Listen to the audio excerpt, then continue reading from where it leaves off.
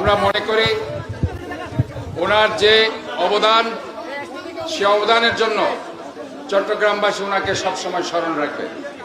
আপনাদের এখানে যারা এসেছেন সবাইকে আন্তরিকভাবে ধন্যবাদ জানাচ্ছি।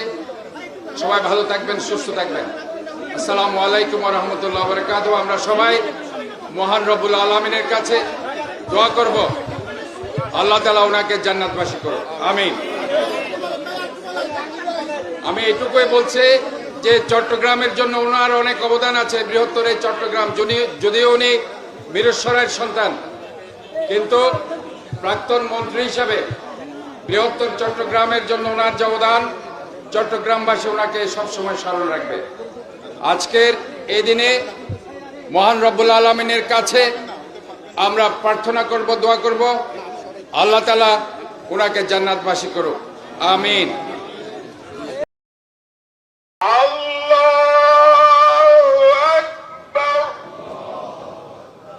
আসসালামু আলাইকুম ওয়া রাহমাতুল্লাহ। আসসালামু আলাইকুম ওয়া রাহমাতুল্লাহ।